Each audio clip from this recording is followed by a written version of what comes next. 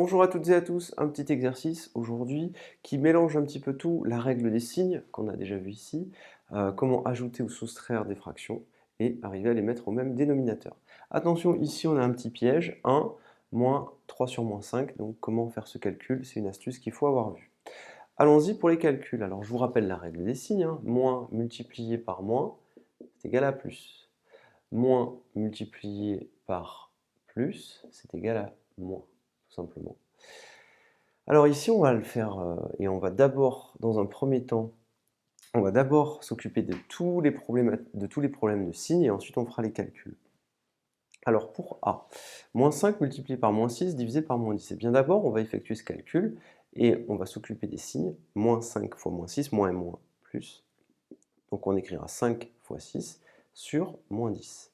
Et ça, vous savez que si vous le désirez, vous pouvez mettre le moins devant et donc écrire 5 fois 6 sur 10. Pour le b qui est ici, on a à nouveau un problème de signe. On a ici moins 4 sur 5.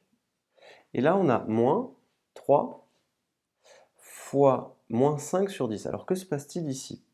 Vous avez 3 multiplié par moins 5. Cette quantité-là, c'est égal à un nombre négatif. C'est donc le moins, si je le recopie là.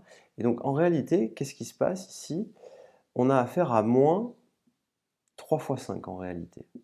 On pourrait l'écrire comme ça, mettre une parenthèse, c'est pas obligatoire, mais 3 multiplié par moins 5, 3 multiplié par moins 5, c'est égal à moins 3 fois 5.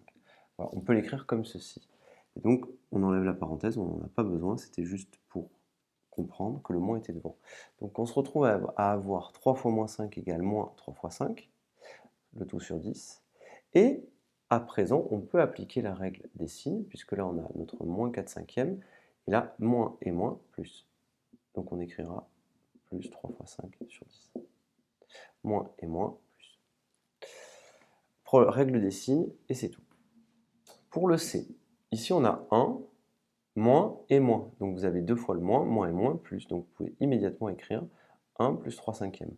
Si vous aviez voulu, vous auriez pu écrire ceci, 1 moins, et écrire le moins 3 cinquièmes comme ceci, puisque 3 sur moins 5 c'est pareil que moins 3 sur 5.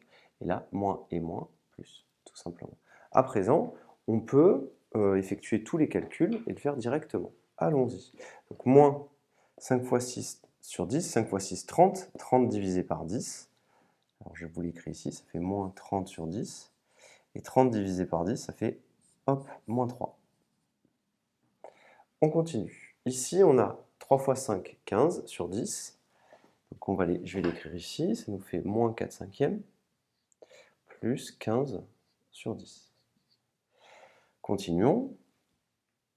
Ça nous fait moins 4 sur 5. Et donc on va tout mettre au même dénominateur, et le même dénominateur c'est lequel? C'est 10. Et oui, là on a 5 et 10. On multiplie ici et ici par 2, numérateur et dénominateur par 2, 5 fois 2, 10. Et j'obtiens quoi? J'obtiens moins 8 sur 10, plus 15 sur 10. 15 moins 8, ça fait donc 7. 15 dixièmes moins 8 dixièmes, 7 dixièmes. On continue ici. Alors le 1 qui est là, rappelez-vous de cette astuce-là, parce que 1, c'est pareil que 1 sur 1.